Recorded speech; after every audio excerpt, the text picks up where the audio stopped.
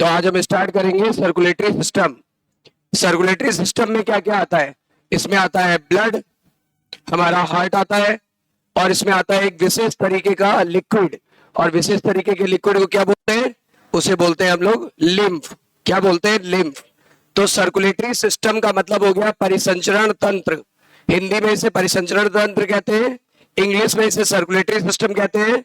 जैसा कि नाम से स्पष्ट हो रहा है, क्या स्पष्ट हो रहा है? सर्कुलेट कर रहा है। ये हमारी पूरी बॉडी के अंदर क्या हो रहा है? सर्कुलेट कर रहा है। ये हमारी पूरी बॉडी के अंदर सर्कुलेट कर रहा है। और अगर सर्कुलेट कर रहा है तो कोई पर्पस भी होगा। अगर कोई चीज इधर से उधर सर्कुलेट कर रही है तो पर्पस भी तो होगा, क्योंकि हमारी सारी सेल कुछ ना कुछ निकालती है और कुछ ना कुछ लेती है। ब्लड से कुछ ना कुछ निकालती है और ब्लड से कुछ ना कुछ लेती है। ठीक है ना? तो हम इस चैप्टर में इसका डिटेल पढ़ेंगे और एक एक चीज पढ़ेंगे तो आपको क्लियर हो जाएगा। राइट? तो आज का मोटिवेशनल कोड है क्या? न एक्स के पीछे भागो, न नेक्स्ट के पीछे भागो, अपना गोल सेट करो और बेस्ट के पीछे भागो। सही है? चलो, न एक्स के पीछे भागो, न नेक्स्ट के पीछे भागो, अपना गोल सेट करो और बेस्ट के पीछे भागो। समझे? और दुनिया यही कर रही है।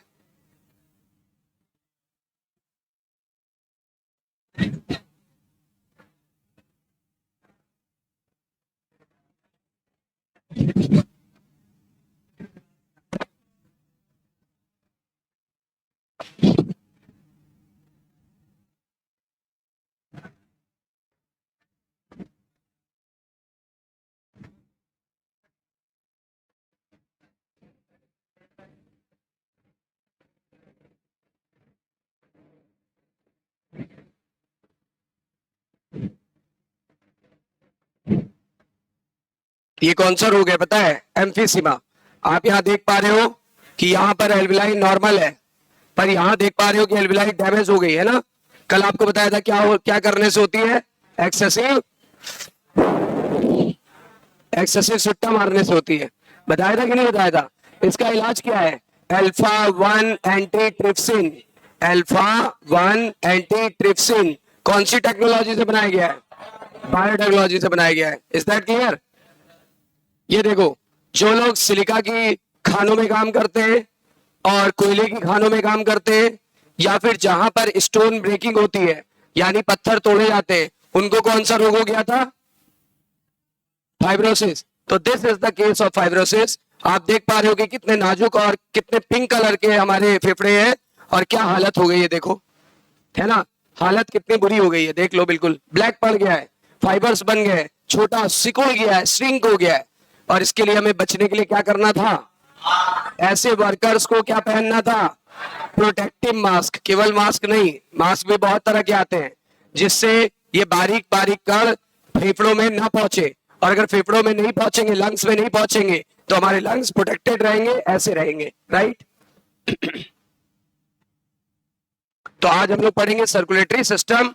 तो उसकी शुरुआत होगी यहां से। पहले मैं आपको बता देता हूं कि सर्कुलेटरी सिस्टम का पर्पस क्या है, उसका मोटो क्या है, और वो परिसंचरण तंत्र या सर्कुलेटरी सिस्टम किस प्रकार सभी सिस्टम्स को आपस में कनेक्टेड करता है। राइट? तो चलिए, लेट्स स्टार्ट।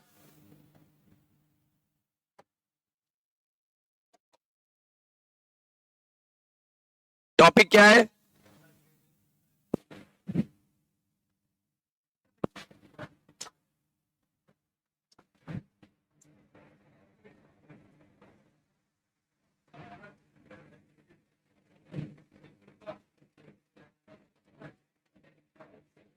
हिंदी में बोलते हैं परिसंचरण तंत्र। आपकी एनसीईआरटी से लिखती है ब्रीदिंग, नहीं sorry,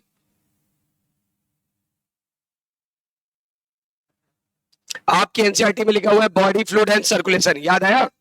body fluid and circulation, इसी को बोलते हैं सर्कुलेटरी सिस्टम।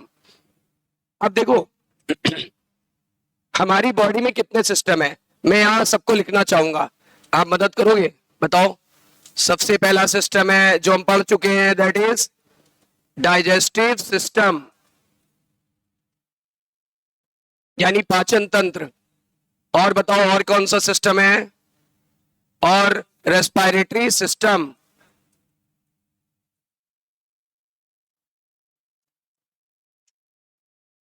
और रेस्पिरेटरी सिस्टम के अलावा कौन सा सिस्टम होता है?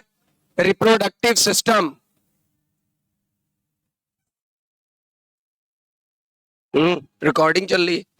Reproductive system. रिप्रोडक्टिव सिस्टम के बाद फिर क्या आएगा? रिप्रोडक्टिव सिस्टम के बाद आता है, कोई भी नाम लो जो याद आ रहा हो। एंडोक्राइन। एंडोक्राइन यानी अंतःस्रावी ग्रंथ, एंडोक्राइन सिस्टम। और कोई नाम लो। किसी ने बोला एक्सक्रीटरी सिस्टम, ये लो। किसी के मन में ख्याल आ रहा होगा, कभी कभी कभी कभी मेरे मन में ख्याल आया, तो मस्कुलर सिस्टम।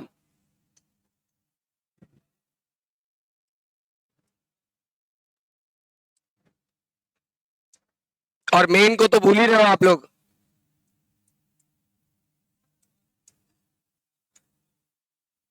जिसको भूल रहे हो फिर हो जाओगे नर्वस।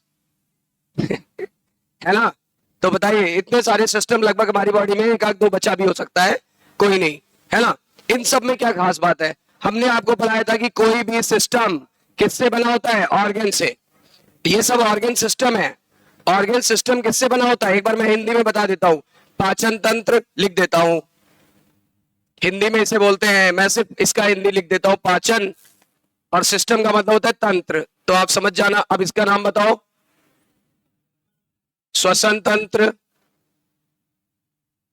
ये बताइए, जनन तंत्र।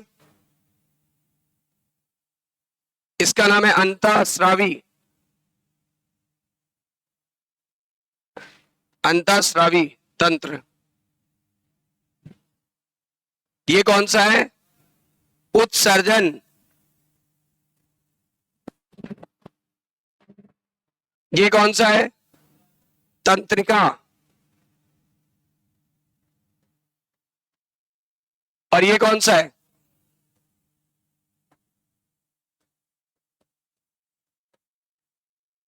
ठीक है ना? ये ना पेशी तंत्र। इतने सारे तंत्र मंत्र हो गए, है ना? इतने सारे तंत्र मंत्र हो गए, तो सारे तंत्र मंत्र आपके सामने हैं। इन तंत्र मंत्र में क्या खास बात दिख रही है? ये कि सभी ये सिस्टम सभी में सिस्टम लगा हुआ है, मतलब they all are the organ system. ये सारे हमारे अंग तंत्र है। हिंदी में क्या बोले? ये सारे हमारे अंग तंत्र हैं। ठीक है ना? कोई भी अंग तंत्र किससे मिलकर बना होता है? अंग से, यानी कि ऑर्गन से। और ऑर्गन किससे मिलकर बने होते हैं? टिश्यू से। और टिश्यू किससे मिलकर बना होता है? सेल से। तो मैं गारंटी से ये बोल सकता हूं कि इन सब के पास क्या है? इन सब के पास क्या है? सेल। सबके पास क्या है? सेल। ठीक है ना? अभी मैं रिकॉल कर रहा हूं, रुक जाइएगा। इन सब के पास सेल है, नो डाउट। मानते हो ये बात? शरीर की बेसिक यूनिट का नाम बताओ। उल्टा चलते हैं, सेल यूनाइट किया तो टिश्यू बना। जब टिश्यू इंटीग्रेट किए तो क्या बना? जब ऑर्गन ने इंटरेक्शन किया तो क्या बना? अच्छा जरा वापस चलो। ये सारे ऑर्गन सिस्टम है ना? ये सारे अंग तंत्र है कि नहीं है? ऑर्गन सिस्टम बोलेंगे कि नहीं बोलेंगे? अच्छा बताओ, ये सारे ऑर्गन सिस्टम किससे बने हैं? ऑर्गन से। ऑर्गन किससे बना है? टिश्यू से। और टिश्यू किससे बना हुआ है? हाँ, तो टिश्यू बना हुआ सेल से। तो basic unit of body is cell. This is the smallest structural and functional unit of life. जीवन की सबसे छोटी संरचनात्मक और कार्यात्मक इकाई है। मानते हो ये बात आप? अब आप बताओ, इस सेल को क्या चाहिए? हर चीज चाहिए। खाना चाहिए, वो यहां से आ जाएगा। इस सेल को खाना चाहिए, वो यहां से आ जाएगा। ठीक है ना? इससे ऑक्सीजन चाहिए, वो यहां से आ जाएगी। ये CO2 निकालेगा, वापस चला जाएगा। अच्छा, जब खाना खा लेंगे, मेटाबॉलिज्म होगा, रिएक्शन चलेगी, तो कचरा भी पैदा होगा। खाना खाने के बाद बचा हुआ कचरा भी पैदा होगा। उस कचरे को कौन निकालेगा? उस कचरे को निकालेगा एक्सक्रीटरी सिस्टम। बोलो सही है कि नहीं? Excretory system, excretory system. ठीक है ना? उसके बाद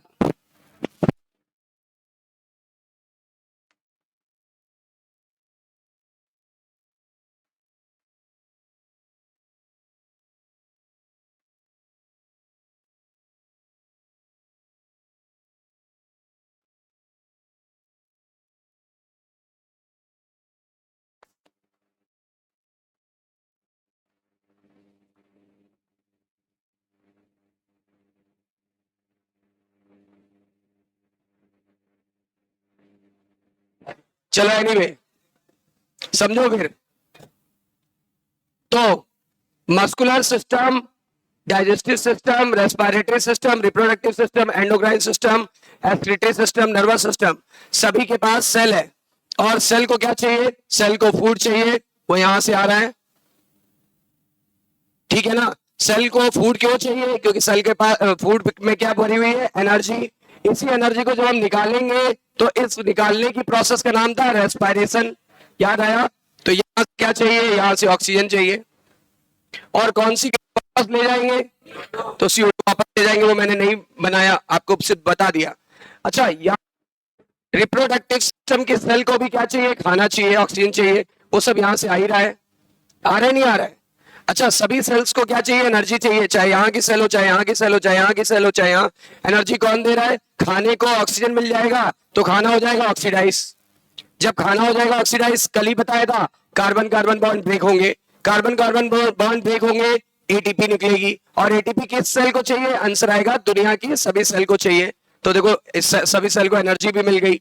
अच्छा, जो कचरा था, जो वेस्ट था, वो इसके थ्रू चला जाएगा, जो वेस्ट है वो इसके थ्रू बाहर निकल जाएगा, ठीक है ना। जो हार्मोन है वो यहां से मिल जाएंगे, जो हार्मोन है वो यहां से मिल जाएंगे, ठीक है ना। रिप्रोडक्टिव सिस्टम की जो सेल है उसको भी खाना चाहिए, ऑक्सीजन चाहिए, देखो सब मिल रहा है। हार्मोन चाहिए, देखो मिल रहा है। वेस्ट निकालेगा, देखो ये हटा देगा। अच्छा, नर्वस सिस्टम क्या करेगा? ये कहता है हम तुम सबको कंट्रोल करेंगे, हम तुम्हारे बॉस है, हम तुम्हारे आका है, आका जो हुक्म मेरे आका, है ना। तो ये जो है ना, ये सबका बॉस है, इसकी बात सबको माननी है, क्योंकि ये हाईली कंट्रोल एंड कोऑर्डिनेशन करता है, ये सभी सिस्टम को समझा के रखता है। मान लो ये बगावत पे उतर जाए, ये कह देगा नहीं मानना मुझे तेरी बात, ये कहता है इससे कि मुझे नहीं मानना तेरी बात, तो देखो क्या होगा, ये कहेगा मत मानो, हमारा क्या जा रहा है, हमारा क्या जा रहा है, हम तुम लोगों को कंट्रोल ही नहीं करेंगे। और जब कंट्रोल नहीं करेंगे तो आपस में ही लड़ मरोगे। अब देखो क्या होगा, अगर ये कंट्रोल नहीं करेगा, ये इसकी बात नहीं मान रहा है, तो देखो 2 मिनट के लिए मान लो कि ये इसकी बात नहीं मान रहा है, नर्वस सिस्टम, ये इनमें लड़ाई हो गई, इसने कहा हम खाना पचाएंगे नहीं, तो ये हंसने लगा, हा हा हा हा, रावण की तरह ये हंसने लगा, कहने लगा पगला, अगर खाना नहीं पचाएगा तो खुद मरेगा। क्यों? क्योंकि सभी सेल को क्या चाहिए? खाना, तो ये तो मरेगा ही मरेगा ना। तो इसके समझ में आया। अब ये कहने लगा मैं तुम्हें ऑक्सीजन नहीं दूंगा, तो ये हंसने लगा, हा हा हा हा, है ना। क्या हंसने लगा? ये हंसने लगा कि भाई तू ऑक्सीजन नहीं देगा तो खाना अंदर चला भी गया तो ऑक्सीडाइज कैसे होगा, और अगर ऑक्सीडाइज नहीं होगा एनर्जी नहीं मिलेगी, एनर्जी नहीं मिलेगी सब मारे जाएंगे, तो मजबूरी है, जिंदा रहना है तो सबको एक साथ काम करना पड़ेगा। बोलो सही है कि नहीं? कोऑर्डिनेटेड वे में कि अनकोऑर्डिनेटेड वे में? कोऑर्डिनेटेड वे में कि अनकोऑर्डिनेटेड वे में? कोऑर्डिनेटेड वे में काम करना पड़ेगा, राइट। इसीलिए सब आपस में मिल के काम करते हैं, ठीक है। नर्वस सिस्टम सबको क्या करता है? Control and coordinate, control and coordinate, बोलो सही है। अच्छा, अब कहीं पे फोर्स लगाना है, मूवमेंट एंड लोकोमोशन करना है, तो मूवमेंट एंड लोकोमोशन करने की जिम्मेदारी किसकी है? मूवमेंट एंड लोकोमोशन करने की जिम्मेदारी किसकी है? यानी हम लोग जो चल फिर रहे हैं किसके कारण चल रहे हैं? चल रहे हैं मस्कुलर सिस्टम के अलावा। और मूवमेंट एंड लोकोमोशन के लिए जो सहारा देता है वो 2 चीजें देती हैं, एक तो हड्डियां और एक कार्टिलेज, एक बोन और एक कार्टिलेज। आपने पढ़ा है एनिमल टिश्यू में? पढ़ा है नहीं पढ़ा है? बताओ, बोन और कार्टिलेज और ब्लड कैसा टिश्यू है? Special connective tissue, right, am I right. और इस चैप्टर में हम लोग एक स्पेशल कनेक्टिव टिश्यू डिटेल में पढ़ेंगे, कौन सा? ब्लड, कौन सा? ब्लड। Is that clear? तो सर्कुलेटरी सिस्टम का काम अब पता चला। ये सारा काम, ये जो इतने सारे सिस्टम है, सबका आपस में कनेक्शन कौन बनाएगा? सबका आपस में कनेक्शन कौन बनाएगा? देखो, यहां पर एक ऐसे व्यक्ति की जरूरत है जो सबसे कोऑर्डिनेशन बना के रखे, सभी सिस्टम को, सभी सिस्टम के बीच में लेन देन को कंट्रोल करे। जैसे देखो, जैसे गॉड थे नारद, सुना हुआ नारद मुनि, इंद्रदेव, है ना। तो क्या करते थे? उनको इसलिए रखा गया था ना, सूचना, कम्युनिकेशन मिनिस्टर, कम्युनिकेशन मिनिस्टर कहते नहीं थे नारायण नारायण। और क्या करते थे? पता लगा इनकी चुगली उनसे कर दी, उनकी चुगली इनसे कर दी। एक्चुअली वो चुगली नहीं करते थे, जो चुगली करे वो आईटी का बंदा है, इंफॉर्मेशन टेक्नोलॉजी का बंदा है। आपकी कम्युनिकेशन दूसरे को दे रहा है, दूसरे की कम्युनिकेशन तीसरे को दे रहा है, वो कम्युनिकेशन मिनिस्टर थे। नारायण नारायण, सही है कि नहीं है? वैसे यहां पर भी एक कम्युनिकेशन मिनिस्टर चाहिए, और कम्युनिकेशन मिनिस्टर जो सभी सिस्टम्स को आपस में उनकी जरूरतों के हिसाब से लेन देन करता रहे। इसने कहा खाना पच गया है, उसने कहा जी यस सर। इसने कहा ऑक्सीजन रेडी है, इसने कहा ले आ रहा हूं लेने। इसने कहा CO2 भी लेके वापस आ जाना, मैं निकाल दूंगा, उसने कहा बिल्कुल। अच्छा, इसने कहा कि भैया खाना दे दो, थोड़ा ऑक्सीजन दे दो। हमें भी क्या करना है, हमें स्पर्म बनाना है, हमें ओवम बनाना है, ताकि नेक्स्ट पीढ़ी आगे बढ़ सके, ताकि नेक्स्ट जनरेशन आगे बढ़ सके। और ये जो बंदा है अपने जैसे बंदे को जन्म दे दे, मिनी अविनाश है ना। यानी क्या, ये किसका काम था?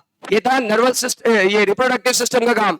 अच्छा, अब देखो हमारे शरीर में बहुत सारी मेटाबॉलिक रिएक्शंस होती रहती है, लेकिन मेटाबॉलिज्म को नियंत्रित करना बहुत जरूरी है।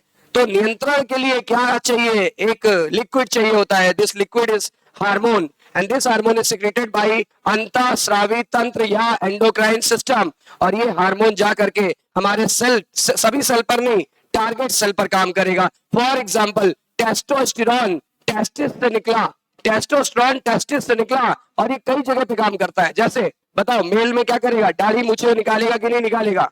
मुस्टैच और बियर्ड डेवलपमेंट करेगा कि नहीं करेगा? बोलो भाई,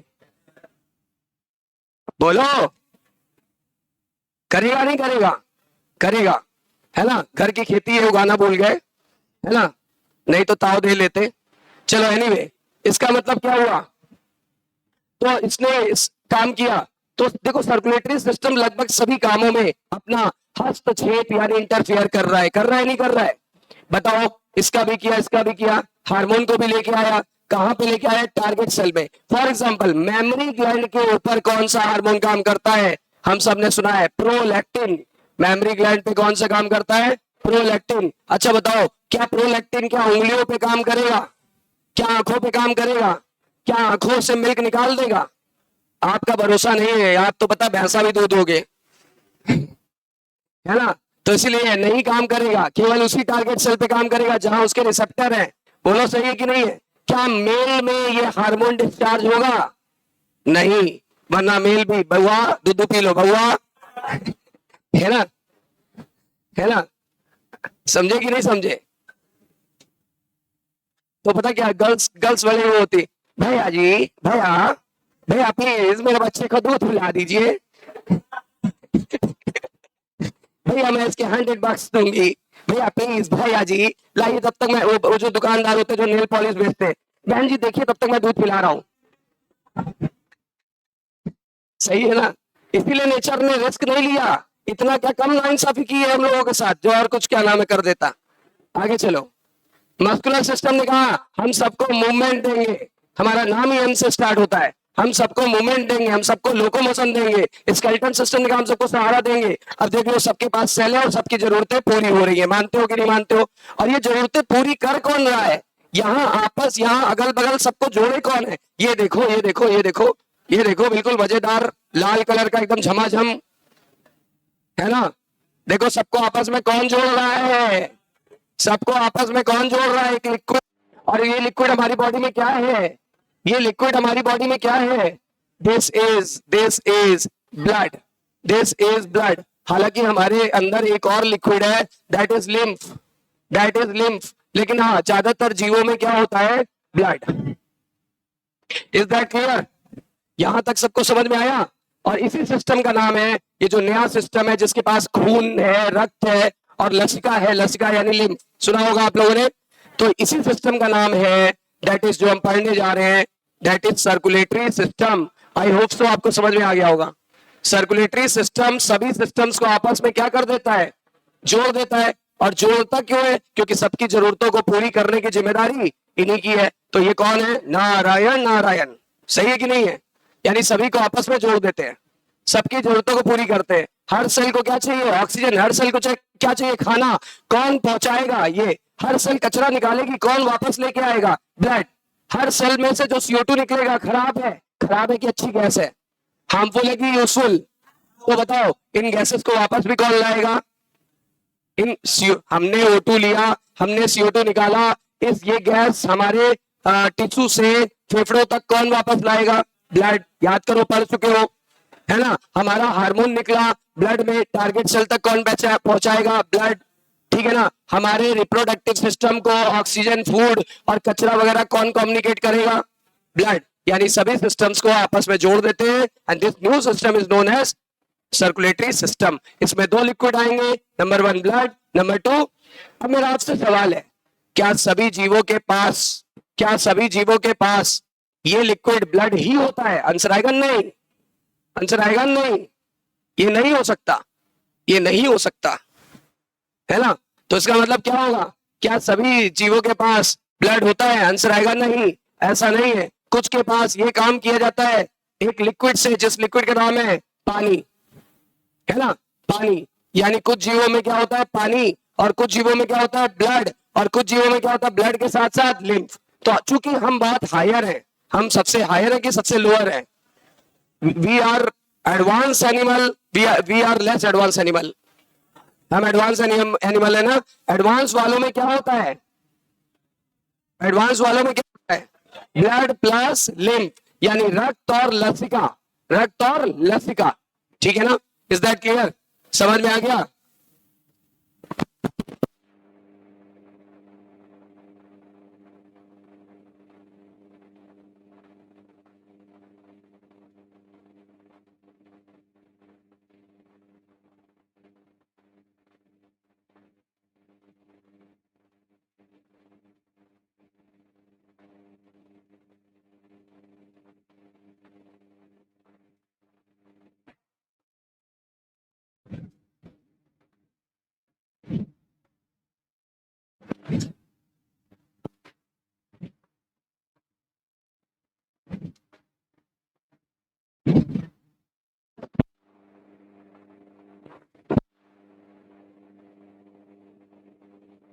बस बातचीत नहीं, जल्दी जल्दी लिखिए।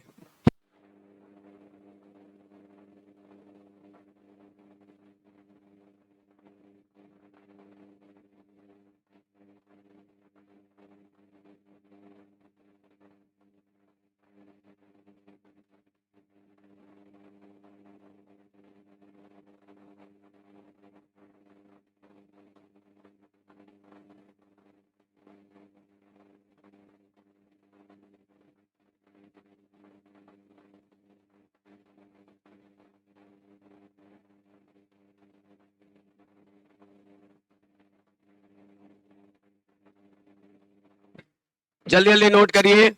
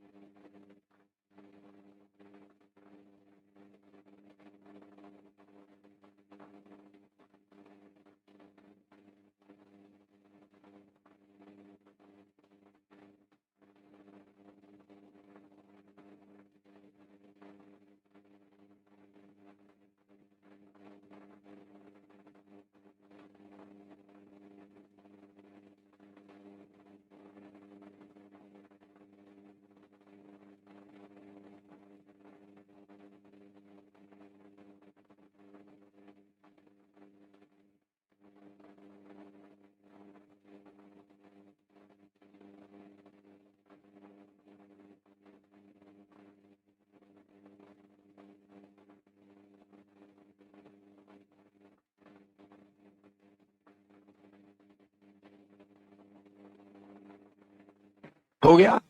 फिनिश, बढ़े आगे।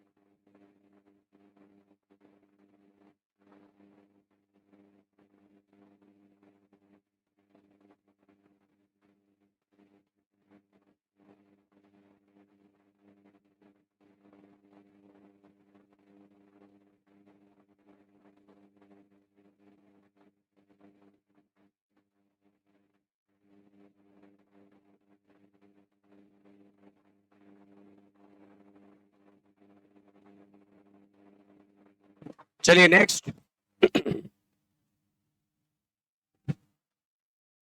देखो, as we know,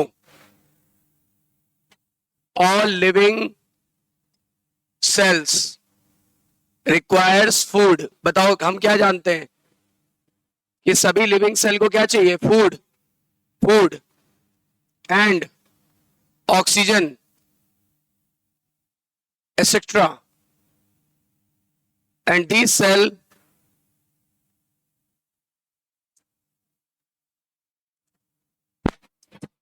continuously release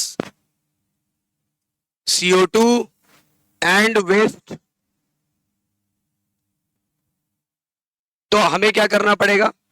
लगातार सेल को क्या चाहिए? सेल को लगातार क्या चाहिए? सेल यानी कोशिका को लगातार चाहिए फूड और क्या चाहिए? ऑक्सीजन। हमारा सेल लगातार क्या निकाल रहा है? CO2 और वेस्ट। तो हमें एक ऐसा एफिशिएंट सिस्टम चाहिए जो ये काम करते रहे।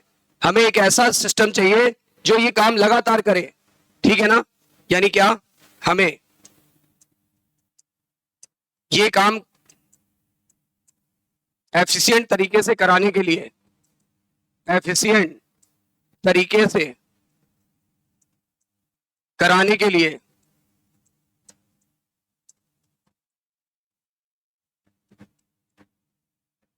एक सिस्टम की आवश्यकता होती है।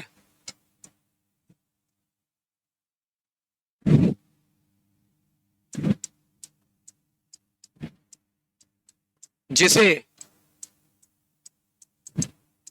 क्या बोलते हैं? सर्कुलेटरी सिस्टम कहते हैं। जिसे सर्कुलेटरी सिस्टम कहते हैं। क्या बोलते हैं? सर्कुलेटरी सिस्टम कहते हैं, राइट? अच्छा, सर्कुलेटरी सिस्टम का काम क्या है? Transport of substance, transport of substance. ये सब्सटेंस को ट्रांसपोर्ट करता है। इसका वर्क है ट्रांसपोर्ट ऑफ सब्सटेंस, यानी चीजों का परिवहन, यानी चीजों का परिवहन। परिवहन मतलब लाना और ले जाना।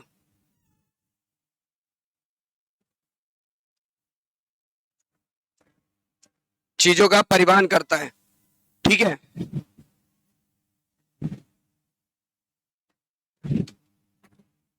अब देखो ये ट्रांसपोर्ट, जब कोई भी चीज ट्रांसपोर्ट की जाएगी तो उसके लिए माध्यम या मीडियम की जरूरत जरूर होगी।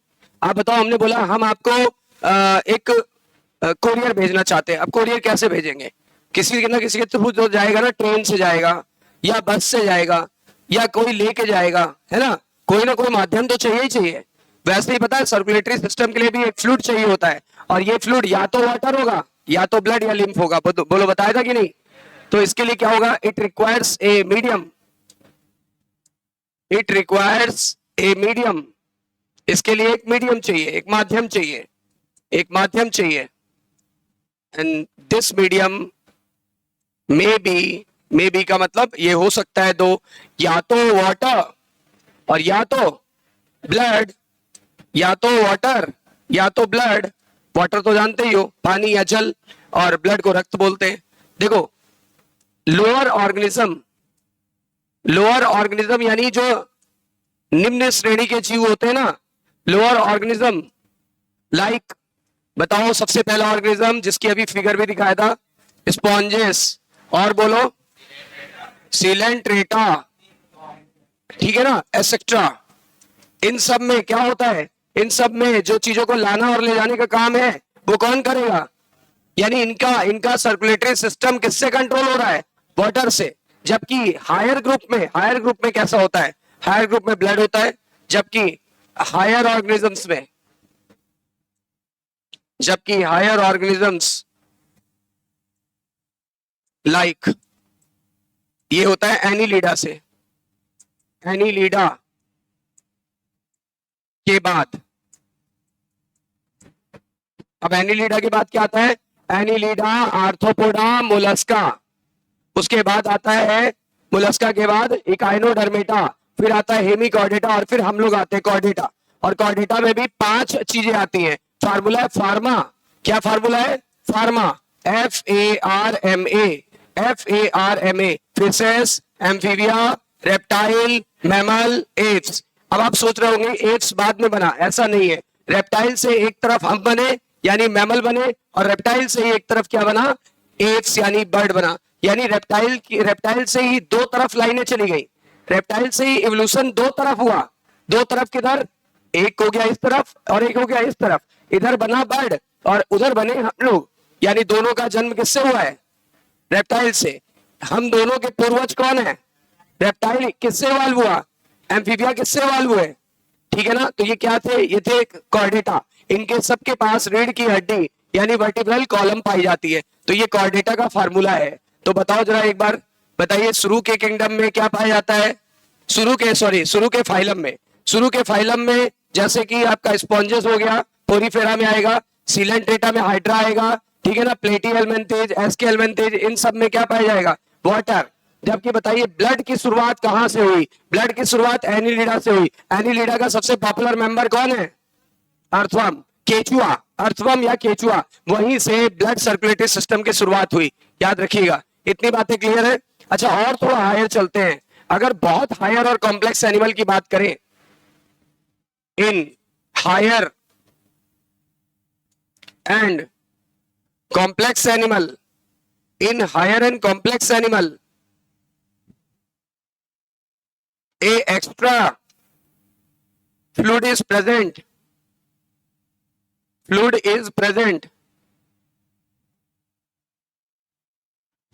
which helps in transport, और ये जो एक्स्ट्रा है ना, ये एक्स्ट्रा जो है ना, दैट इज लिम्फ। एक्स्ट्रा वाले को क्या बोलेंगे? लिम्फ। हिंदी में बोलते हैं लसिका, सुना होगा, ठीक है ना। चूंकि हम लोग हायर वाले कि लोअर वाले, हम ह्यूमन बीइंग जो है, ह्यूमन सबसे हाईएस्ट है ना, हाईएस्ट एनिमल है, सबसे हाईएस्ट एनिमल है। हम लोग से एडवांस कोई भी नहीं है। तो हम लोगों के अंदर कितने फ्लूइड होंगे? हमारे अंदर ब्लड भी होगा, हमारे अंदर लिम्फ भी होगा। तो हम आपको ब्लड भी पढ़ाएंगे, हम आपको लिम्फ भी पढ़ाएंगे। Is that clear? तो चलिए यहां तक छाप लीजिए।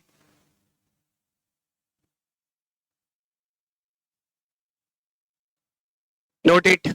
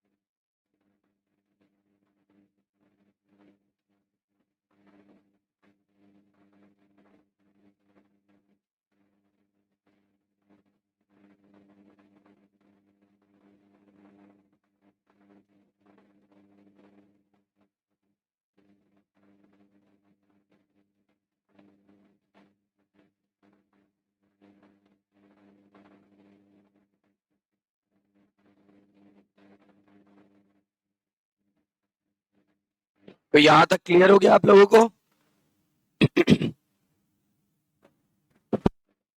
यहां तक हो गया, आगे बढ़े।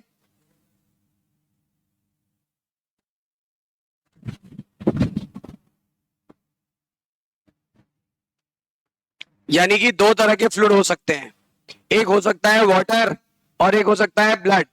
लेकिन और हायर में जाएंगे तो ब्लड पर लोड बढ़ गया, ब्लड के लोड को कम करने के लिए एक नया फ्लूइड सामने आया जो कि ब्लड से ही बनता है, नाम है उसका लिम्फ। लिम्फ को हिंदी में बोलते हैं लसिका।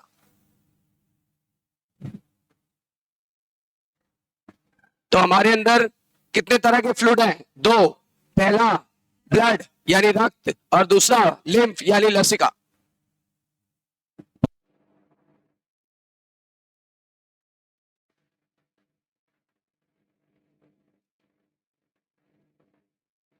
नेक्स्ट बढ़ते हैं आगे, नेक्स्ट पॉइंट पे। बताओ, ब्लड सर्कुलेटरी सिस्टम पहली बार किसमें बना? Blood circulatory system, blood circulatory system was first formed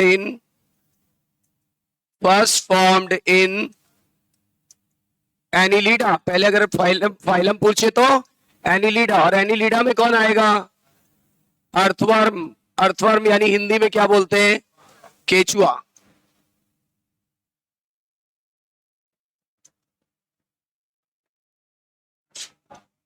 केचुआ, राइट। अब सवाल ये उठता है कि इसमें ओपन टाइप का था कि क्लोज टाइप का? तो बता देते हैं इसमें क्लोज टाइप का था। ये ओपन क्लोज क्या होता है ये हमें पता चलेगा आगे के लेक्चर्स में। यदि फिर भी हिंट दे देते, यदि किसी का ब्लड रगों में बहे, रग समझते हो ना, हम लोग बोलते हैं रग रग में जोश, यानी कि पूरे सारे ब्लड वेसल्स में, अगर सारे ब्लड वेसल्स में बह रहा है, सारी पतली पतली ट्यूब्स में बह रहा है, तब इसे बोलेंगे क्या? Close type. और अगर ट्यूब्स में नहीं बह रहा है, डायरेक्ट बॉडी के अंदर बह रहा है, तब इसे बोलते हैं ओपन टाइप। तो बताओ इनका हमारे जैसा है, हमारा कैसा है? क्लोज है कि ओपन टाइप? अगर हमारा क्लोज नहीं होता तो ऐसे क्यों बोलते? रग रग में जोश, बोलते कि शरीर शरीर में जोश, है ना। चलो, इसका मतलब क्या होता कि blood circulatory system was first formed in Annelida, that means earthworm या केचुआ। और इसमें क्लोज टाइप होगा, हालांकि इसमें एक अपवाद है, इसका अपवाद है लीच, लेकिन वो हम लोग डिस्कस करेंगे जब एनिमल किंगडम पढ़ रहे होंगे तब, राइट। अब सवाल ये उठता है कि सबसे पहले क्या पढ़ा जाए? सबसे पहले वो फ्लूइड पढ़ो जो सब में है, जो लगभग सब में है, ब्लड। सबसे पहले वो पढ़ना चाहिए जो बहुत कॉमन है। बोलो सही है कि नहीं? सबसे कॉमन चीज क्या है? ब्लड। तो हमारा टॉपिक का नाम क्या है? ब्लड यानी रक्त।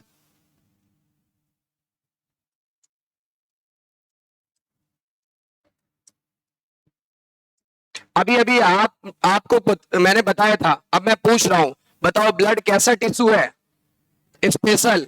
ये स्पेशल कनेक्टिव टिश्यू होता है, स्पेशल कनेक्टिव टिश्यू, यानी विशिष्ट संयोजी ऊतक, विशेष तरह का संयोजी ऊतक है, ठीक है ना। विशिष्ट बोलते हैं यानी विशेष तरीके का संयोजी ऊतक है। संयोजी ऊतक क्या होते हैं? जो सबको आपस में कनेक्ट कर देते हैं, that is why known as connective tissue. क्या बोलेंगे? कनेक्टिव टिश्यू, क्योंकि आपस में सबको कनेक्टेड किए हुए हैं। और आपको पता है this tissue is most abundant and widely distributed in the body, is that clear? और तीन प्रकार के थे, लूज, डेंस और स्पेशल। तो we are talking about special connective tissue. Special connective tissue है। और किसी भी कनेक्टिव टिश्यू में भाई साहब, किसी भी कनेक्टिव टिश्यू में तीन चीजें होनी चाहिए, तीन चीजें होनी चाहिए। कुछ होनी चाहिए सेल्स, फिर कुछ होना चाहिए मैट्रिक्स, मैट्रिक्स या ग्राउंड सब्सटेंस, याद आया? मैट्रिक्स या ग्राउंड सब्सटेंस, और कुछ होना चाहिए फाइबर्स। लेकिन ब्लड जो है ये फाइबरलेस कनेक्टिव टिश्यू है, इसमें फाइबर नहीं होते। ब्लड में फाइबर्स नहीं होते, ब्लड में फाइबर्स नहीं होते, इसीलिए ब्लड को, इसीलिए इसे फॉल्स कनेक्टिव टिश्यू भी कहते हैं। बताओ फॉल्स है कि ट्रू? फॉल्स कनेक्टिव टिश्यू भी कहते हैं, इसे फॉल्स कनेक्टिव टिश्यू भी कहते हैं। अच्छा, ब्लड जो होता है फॉल्स कनेक्टिव टिश्यू भी है, और ब्लड का जो ये लिक्विड होता है ना, मैट्रिक्स जो होता है ना, ये लिक्विफाइड हो जाता है। ब्लड का मैट्रिक्स लिक्विफाइड होता है, यानी तरल हो जाता है, बिल्कुल तरल, लिक्विड जैसा तरल हो जाता है, ठीक है ना। इसीलिए इसे blood is also known as, blood is also known as, also known as, मैं नोन एज को शॉर्ट में लिख दिया हूं, नोन एज को के ऑब्लिक है, नोन एज क्या बोलेंगे ब्लड को? ब्लड को बोलेंगे fluid, fluid connective tissue. Blood is fluid connective tissue, blood is fluid connective tissue, is that clear? Blood को क्या बोलेंगे? Fluid connective tissue. समझ आई बात? एक स्वस्थ व्यक्ति में कितना ब्लड होता है? एक स्वस्थ व्यक्ति में करीब 5 से 5.5 लीटर ब्लड होता है इन एडल्ट्स, इन एडल्ट्स। और ब्लड विस्कस होता है, विस्कस मतलब चिप, गाढ़ा, विस्कस मतलब गाढ़ा, जैसे नमस्ते इंडिया गाढ़ा मजा, है ना। विस्कस यानी गाढ़ा। किसकी तुलना में? तुलना तो करोगे ही, मैं बोलूंगा मैं लंबा हूं, घंटा लंबा हूं, किससे? मैं बोलूं इनसे या इनसे या इनसे, तुलना तो करनी पड़ेगी ना। मैं बोलूं मैं छोटा हूं, घंटा छोटा हूं, कहेंगे सर घंटे से तो छोटे ही होंगे।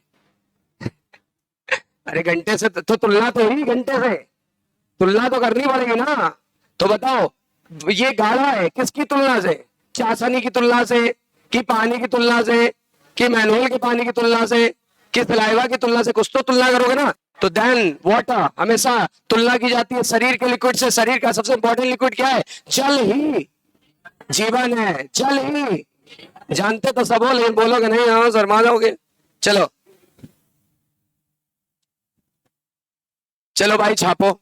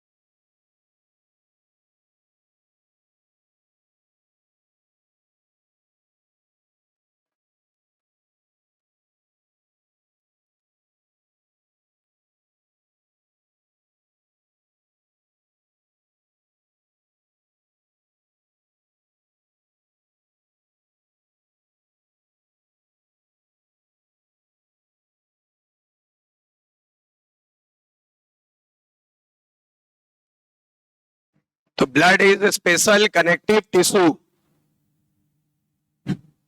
ब्लड पानी की तुलना में काफी गाढ़ा होता है।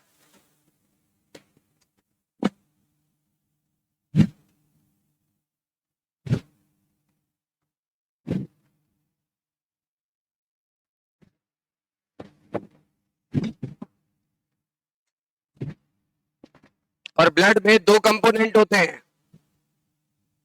ब्लड में 2 ही कंपोनेंट बचे, बताओ कौन कौन सा बचा? भाई फाइबर है नहीं, फाइबर तो है नहीं, फाइबर तो एब्सेंट है, तो बचा कितना, सेल और matrix. Is that clear? Blood में दो ही भाग होते हैं, एक होता है इसका मैट्रिक्स जिसे प्लाज्मा कहते हैं, मैट्रिक्स जिसे जिसे हमने नया नाम दे दिया, क्या नाम दिया, प्लाज्मा कहते हैं। देखो हर चीज को नाम तो देना दिया ही जाता है ना, हर चीज को नाम देना जरूरी है। वो बात अलग है कि एकता कपूर सीरियल बनाती है तो कहते हैं ये रिश्ता क्या कहलाता है, वो बात अलग है, लेकिन हम लोग को नाम देना पड़ेगा। तो मैट्रिक्स जिसे क्या कहते हैं, प्लाज्मा। तो बताओ liquid component of the blood is known as plasma. और दूसरा सेल, अब सेल्स को भी नाम तो देना ही पड़ेगा ना, सेल को फॉर्म्ड एलिमेंट कहते हैं, सेल को क्या कहते हैं, फॉर्म्ड एलिमेंट कहते हैं। और जिनका नाम है अभी आगे बताते हैं, आरबीसी, डब्ल्यूबीसी और प्लेटलेट्स। सुना है, कभी सुना है कि कोमा में चले गए, सुना है। सेल्स को फॉर्म्ड एलिमेंट कहते हैं, सेल को क्या कहते हैं, फॉर्म्ड एलिमेंट। फॉर्म्ड एलिमेंट क्योंकि इनका निर्माण होता है, यहां पर ये बनाए जाते हैं शरीर में, इसीलिए इनका बोला जाता है फॉर्म्ड एलिमेंट। तो ब्लड में कुल कितने कंपोनेंट होते हैं, इसके मैट्रिक्स को क्या कहने लगे, प्लाज्मा, इसके सेल को क्या कहने लगे, फॉर्म्ड एलिमेंट, क्योंकि इनका फॉर्मेशन हमारे शरीर में होगा, कहां होगा, बोन मैरो में। ब्लड कहां बनता है, बोन मैरो में।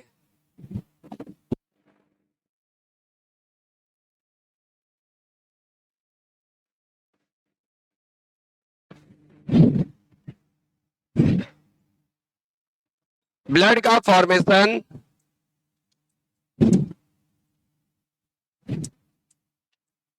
हमारे बोन मैरो टिश्यू में होता है। बोन मैरो, बोन में कौन सा टिश्यू होता है, बोन मैरो, बोन मैरो में होता है। और इस प्रोसेस को कोई नाम देंगे, इस प्रोसेस को हीमोपोएसिस कहते हैं, सुना है, हीमोपोएसिस, ब्लड बनने की प्रक्रिया का नाम हीमोपोएसिस कहते हैं। इस प्रोसेस को हीमोपोएसिस कहते हैं, ब्लड बनने की प्रक्रिया को हीमोपोएसिस कहते हैं। समझ में आई बात?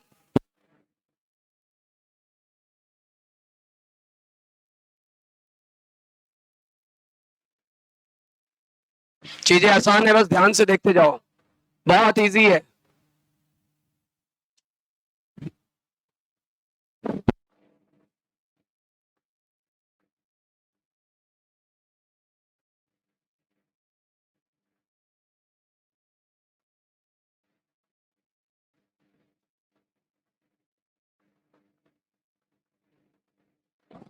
ब्लड बनने को हीमोपोएसिस कहते हैं, HAEMOPOESIS, हीमोपोएसिस कहते हैं। और हीमोपोएसिस हमारे बॉडी में कहां होता है, बोन मैरो में। बोन मैरो क्या होता है, बोन के अंदर का टिश्यू।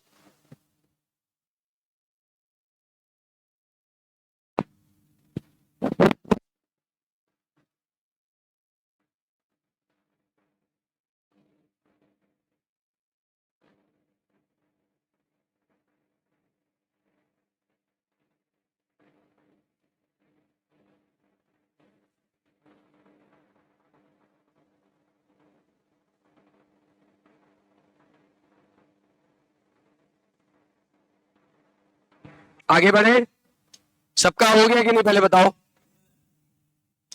तो मैं आगे बढ़ रहा हूं। फिर किसी भी कनेक्टिव टिश्यू में कितने कंपोनेंट होने चाहिए थे, 3। पहला बताओ, पहला सेल जो कि इसमें है, हमने उसे नाम दे दिया फॉर्म्ड एलिमेंट।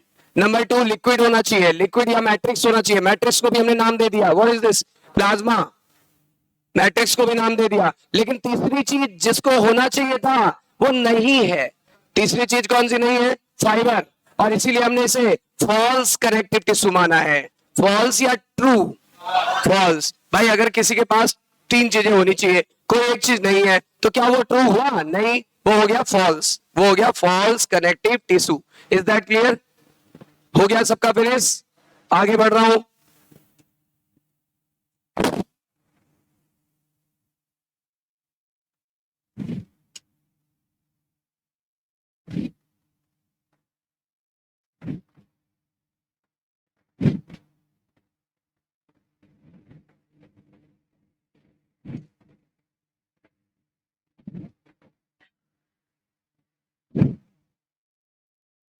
पहले थोड़ा समझ लेते हैं। हमारे ब्लड में कुल कितने कंपोनेंट हैं? देखो दो, पहला है मैट्रिक्स या प्लाज्मा, दूसरा है फॉर्म्ड एलिमेंट जिसको हमने सेल बोला, ये ग्राउंड सब्सटेंस है जैसे हमने नाम दिया प्लाज्मा, और दूसरा होता है फॉर्म्ड एलिमेंट यानी सेल। और सेल भी कितने प्रकार की होंगी? तीन, RBC, red blood cell, WBC, white blood cell, और प्लेटलेट्स। समझ में आई बात? तो ये आपको दिख रही है दो चीजें। बताओ ब्लड में कंपोनेंट कितने कंपोनेंट होते हैं? दो, एक प्लाज्मा और एक फॉर्म्ड एलिमेंट। प्लाज्मा ज्यादा होता है, फॉर्म्ड एलिमेंट कम होता है। लिक्विड ज्यादा होता है तभी तो ब्लड लिक्विफाइड होता है ना, लिक्विड ज्यादा है, सेल्स कम होती हैं। ठीक है, इतनी बातें क्लियर? अब देखो जरा ब्लड में क्या क्या होता है। अब ब्लड को थोड़ा डिटेल में पहले समझे, फिर मैं नोट्स बनवाता हूं आपको, है ना? पहले समझो फिर नोट्स बनाओ, ऐसा नहीं है। देखो कंपोजिशन ऑफ ब्लड, ब्लड का कंपोजिशन जब हम देखेंगे तो हमको समझ में आएगा कि हमारे होल ब्लड को हमने ये मान लिया, हमने होल ब्लड को ये मान लिया। इस ब्लड में आपको दो तीन चीजें दिखेंगी। एक तो ये आपकी आरबीसी दिख रही है, सबसे ज्यादा आरबीसी होता है हमारे ब्लड में, सबसे ज्यादा मैक्सिमम अमाउंट में क्या होता है? आरबीसी। इसलिए हम सबका जो ब्लड होता है वो किस प्रकार का होता है? रेड। हमारे ब्लड का कलर क्या है? अच्छा, लेकिन उसमें तो व्हाइट ब्लड सेल भी है, लेकिन व्हाइट नहीं दिखाई पड़ता। क्यों? क्योंकि वो इतना कम है, इतना कम है कि उसके सामने, रेड के सामने उसका कोई एग्जिस्टेंस नहीं है। तो बताओ कौन से हैं? जैसे आप सब अगर यहाँ का यूनिफॉर्म पहनो, यानी जो हमारा मरून है लगभग, अगर हम आपको रेड वाला पहना दे, दो सब लोग बिल्कुल रेड वाला पहन के आओ, रेड कैप भी लगा के आओ, और एक आध बच्चा अगर वैसा हो, व्हाइट वाले यूनिफॉर्म में आया हो, तो क्या हमें क्या दिखेगा? चारों तरफ रेड ही रेड दिखेगा ना। कुछ वैसे ही हमारे ब्लड के साथ भी है। हमारे ब्लड में सबसे ज्यादा कौन से प्रकार की सेल है? रेड वाली, उसे बोलते हैं आरबीसी, यानी red blood cells. Red blood cells, लाल रुधिर कणिकाएं, लाल रुधिर कणिकाएं, तो ये हो गई लाल रुधिर कणिकाएं यानी आरबीसी। तो ये बहुत ज्यादा होती है, इसके सामने ये बहुत कम होते हैं, इसीलिए हमारे ब्लड का कलर कैसा दिखाई पड़ता है? रेड। Is that clear? अब देखो ब्लड में दो कंपोनेंट होते हैं, एक प्लाज्मा और एक होता है फॉर्म्ड एलिमेंट। प्लाज्मा होता है 55%, अभी नोट्स बनवाऊंगा। प्लाज्मा होता है 55%, और हमारा फॉर्म्ड एलिमेंट जो होता है वो होता है कितना? 45। 100 में से 55 गया, कितना बचा? तो बताओ plasma is 55% of total blood, while formed element is 45% of total blood. बताओ प्लाज्मा के अंदर मैं बता रहा हूं, ध्यान से सुनना, प्लाज्मा के अंदर 90 से 92% पानी है। प्लाज्मा में 90 से 92% क्या है? पानी। प्लाज्मा को अगर हम 100% मान ले तो प्लाज्मा का 90 से 92% क्या है? पानी। 6%, करीब 6 से 8% क्या है? प्रोटीन। 6 से 8% क्या है? प्रोटीन, जिसका तीन नाम है, albumin, globulin, fibrinogen. Albumin, globulin, fibrinogen. Order याद रखना, पहला एल्ब्यूमिन, दूसरा, तीसरा, क्योंकि सबसे ज्यादा ये होता है, उससे कम ये होता है, सबसे कम ये होता है। ठीक है ना? इसकी बात, ये बात क्लियर हो गई? तो बताओ हमारे प्लाज्मा में कितना परसेंट पानी होता है? 90 से 92%। 6 से 8% क्या होता है? प्रोटीन। प्रोटीन मेजॉरिटी टाइप की प्रोटीन 3 प्रकार की होती है, ऐसे तो बहुत है, सैकड़ों है, लेकिन हमारी जो मेजॉरिटी ऑफ प्रोटीन जो होती है वो कौन सी है? 3 टाइप की है। पहला एल्ब्यूमिन, दूसरा ग्लोब्यूलिन, तीसरा सबसे ज्यादा पाई जाने वाली प्रोटीन एल्ब्यूमिन। इनका काम क्या है मैं अभी बताऊंगा आपको, ठीक है ना? उसके अलावा अब 1% से भी कम, 1% से भी कम क्या है?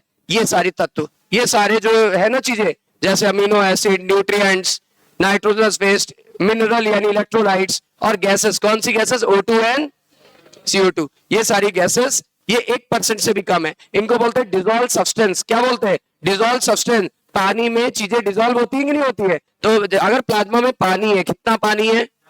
90 से 92%। उसमें कितने परसेंट चीजें डिजॉल्व है? Less than 1%। Less than 1%। Less than 1% चीजें उसमें डिजॉल्व है, और करीब 6 से 8% क्या है? प्रोटीन। जल्दी से बताओ प्लाज्मा कितना था टोटल ब्लड का? 55%। अच्छा, फॉर्म्ड एलिमेंट कितना था? अब हम इसको कितना परसेंट मान ले? 100। तो इस 100 में से भी 90 से 92% क्या था? पानी। और 6 से 8% क्या था? प्रोटीन। ये मेजर वाली है कि माइनर वाली? मेजर वाली प्रोटीन है, ये मेजर वाली प्रोटीन है, राइट? माइनर वाली तो बहुत सारी होती है, और मेजर में भी सबसे ज्यादा कौन सी है? एल्ब्यूमिन से कम कौन सी है? सबसे कम कौन सी है? राइट, क्लियर है ना? इनका काम क्या है वो हम देखेंगे। Less than 1% is dissolve substance. इनको बोलते हैं डिजॉल्व सब्सटेंस। एक बार फिर से बोलो जल्दी, प्लाज्मा का पानी कितना है? 90 से 92%। लेस देन 1% चीजें क्या है, डिजॉल्व सब्सटेंस, और 6 से 8% क्या है, प्रोटीन। चलो प्लाज्मा को छोड़ो। और प्लाज्मा किस कलर का होता है पता है? प्लाज्मा समझो हल्का पीला होता है, हल्का पीला। हल्का पीला बोले तो straw colour, straw colour, straw को बोलते हैं भूसा। तो भूसे के कलर का, कभी भूसा देखा है ना? भूसा हल्का पीला होता है, गाढ़ा पीला, हल्का पीला, बिल्कुल लाइट येलो, बिल्कुल light yellow, right, light yellow. अब आ जाते हैं फॉर्म्ड एलिमेंट में। फॉर्म्ड एलिमेंट 45% था। फॉर्म्ड एलिमेंट में भी सबसे ज्यादा क्या होता है? एरिथ्रोसाइट, मतलब लाल रुधिर कणिका है। आरबीसी का दूसरा नाम एरिथ्रोसाइट, आरबीसी का दूसरा नाम, ठीक है ना। प्लेटलेट्स का दूसरा नाम थ्रोम्बोसाइट, प्लेटलेट्स का दूसरा नाम, अभी नोट्स बनवाएंगे, टेंशन नहीं लेने का, टेंशन देने का, है ना। तो समझो, एरिथ्रोसाइट का दूसरा नाम आरबीसी, प्लेटलेट्स का दूसरा नाम थ्रोम्बोसाइट, बोलो तो थ्रोम्बोसाइट। और leucocyte is another name of WBC, श्वेत रुधिर कणिकाएं, है ना। फिर देखो, ये दो प्रकार की होती, ग्रेनुलोसाइट और एग्रेनुलोसाइट, ठीक है। देखो अभी मैंने क्या बताया, प्लाज्मा 55% होता है और ये फॉर्म्ड एलिमेंट 45% होता है। देख लो प्लाज्मा ज्यादा है कि कम है, आधे, आधे से ज्यादा है कि आधे से कम, है ना। तो प्लाज्मा होता है 55% और फॉर्म्ड एलिमेंट होता है 45%। और प्लाज्मा में भी तीन चीजें होती है, प्रोटीन कितना होता है 6 से 8%, डिजॉल्व सब्सटेंस कितने होते हैं लेस देन 2, पानी कितना होता है, ठीक है ना। अब देखो आरबीसी ऐसा दिखता है, आरबीसी का शेप बताना जरा, आरबीसी का शेप गोल है और बाई कॉन्वेक्स है, बाई कॉन्केव।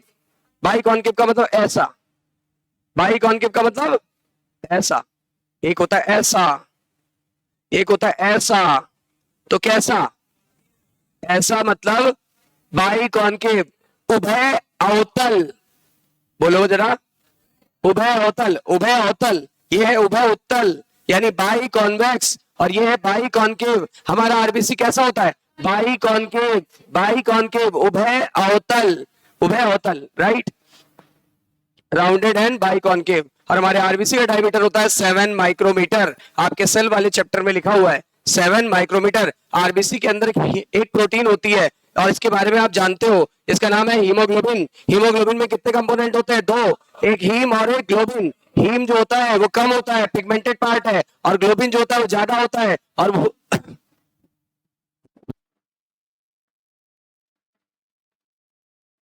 जो ग्लोबिन होता है वो कैसा होता है, वो होता है प्रोटीनस पार्ट, वो होता है प्रोटीनस पार्ट, तो प्रोटीनस पार्ट होता है, राइट। उसमें भी कितने प्रोटीन की चेन होती है, 4, 2 अल्फा, 2 बीटा, बिल्कुल ठीक है ना। अच्छा बताओ, ऑक्सीजन को कौन कैरी करता है, हीम की ग्लोबिन, हीम की ग्लोबिन, और जब कैरी करता है तो बना लेता है ऑक्सी हीमोग्लोबिन। लेकिन जब ग्लोबिन की, जब CO2 के ट्रांसपोर्ट की बात आती है तो CO2 का ट्रांसपोर्ट कौन करता था, हीम की ग्लोबिन, ग्लोबिन करता था, ग्लोबिन, है ना। और जो ग्लोबिन होता है वो CO2 को जब ले जाता है तो उसका नाम होता है कार्बामीनो हीमोग्लोबिन, कार्बामीनो हीमोग्लोबिन। देखो क्लास करो, रेगुलर करो, देखो यहीं पे सारी चीजें याद हो जाएंगी। हो रही है कि नहीं हो रही है ना, होंगी कि नहीं होंगी। और अभी तो ये वीडियो लेक्चर डेली आपको अपडेट मिलता ही रहेगा, कभी भी फास्ट फॉरवर्ड करो देख लो। अभी क्या करेंगे ना, अभी जैसे क्या होता है,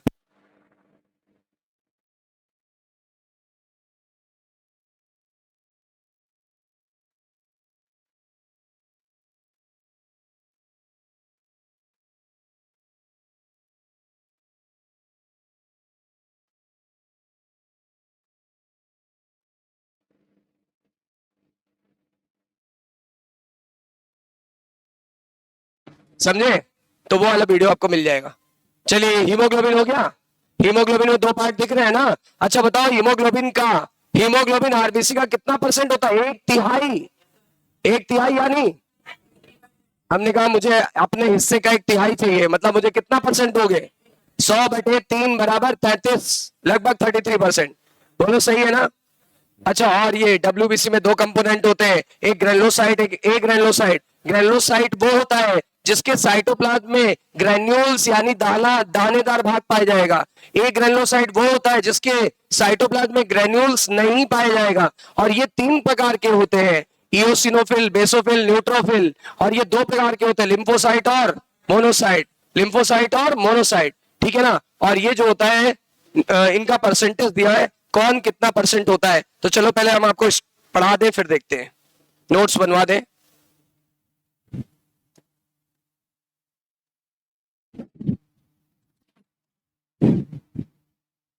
हम लोग क्या करने जा रहे हैं, हम लोग पढ़ रहे हैं ब्लड। ब्लड में कितने कंपोनेंट है, दो। पहला क्या है, प्लाज्मा, हिंदी में भी प्लाज्मा ही कहते हैं, प्लाज्मा। और दूसरा होता है फॉर्म्ड एलिमेंट्स। ठीक है, प्लाज्मा में पहले प्लाज्मा पढ़ेंगे, पहले हम प्लाज्मा पढ़ेंगे। अब आप बताओगे प्लाज्मा का कलर कैसा होता है, कलर होता है हल्का पीला। और आपकी एनसीईआरटी ने लिखा है स्ट्रॉ कलर्ड।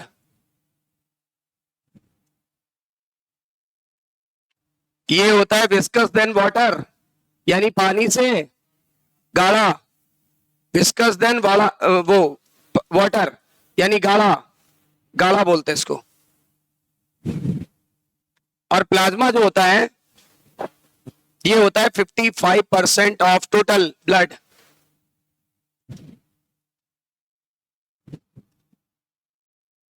और प्लाज्मा जो होता है वो होता है लिक्विड कंपोनेंट, है ना, liquid component of blood, liquid component of blood. Blood का लिक्विड कंपोनेंट होता है, तरल पदार्थ यानी रक्त का तरल भाग।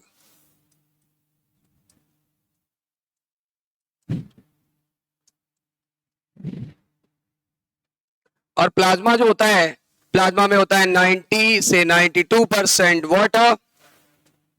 इसको ऐसे लिखो, कंपोजिशन। इसका कंपोजिशन क्या होता है, मतलब किस किस चीज से मिलके बना होता है, कंपोजिशन यानी इसके घटक कौन कौन से हैं।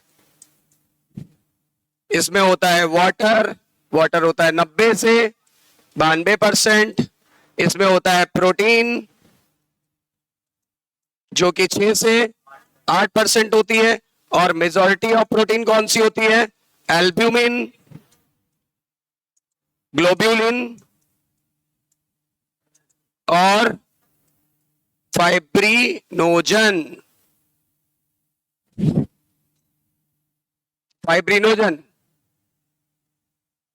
और प्लाज्मा में होता है डिसॉल्व सब्सटेंस, डिसॉल्व्ड सब्सटेंस कितना होता है, लेस देन 1%। और ये प्लाज्मा में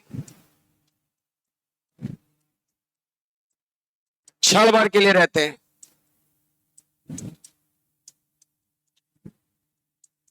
इंग्लिश में बोलेंगे दे आर ट्रांजिएंट सब्सटेंस। क्षण भर के लिए मतलब हो गया they are transient, transient substance. Transient मतलब क्षण भर के लिए कोई चीज पाई जाए।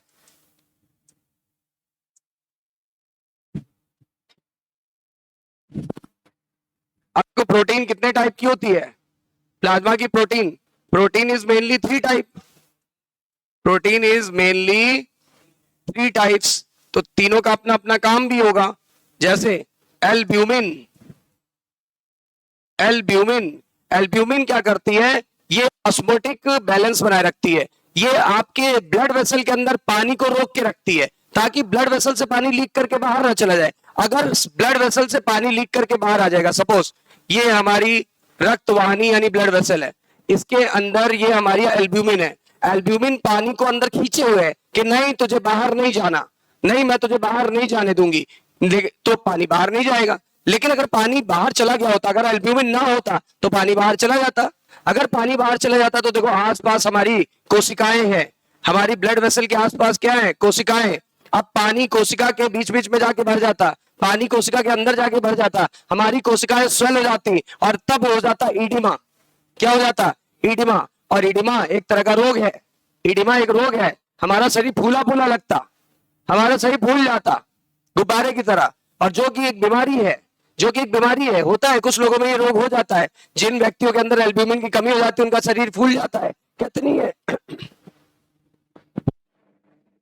कहते नहीं है कि अरे बड़ी सूजन आ गई, पैरों में सूजन आ गई, आंखों के नीचे सूजन आ गई, चेहरे पे सूजन आ गई, क्यों आ गई? जरूर एल्ब्यूमिन की कमी होगी, या और भी कोई कारण हो सकता है, एक कारण नहीं होता। There are a lot of reasons. जरूरी नहीं कि पेट में दर्द हो, तो जरूरी नहीं कि पेट की ही समस्या हो। पेट में दर्द है, कुछ और भी, किडनी की भी समस्या हो सकती है। आपको लग रहा है कि पेट में दर्द हो रहा है, पर हो रहा है यहाँ पीछे रीजन में। अगर पीछे रीजन में हो रहा है, किडनी की समस्या है। आगे रीजन में हो रहा है, इधर हो रहा है, तो लीवर की समस्या है। इधर हो रहा है, स्टोमक की समस्या है। थोड़ी नीचे हो रहा है, हाथों की समस्या है। आप तो कहोगे पेट में दर्द हो रहा है। इसको कोई भी व्यक्ति इस पूरे रीजन को क्या बुलाता है?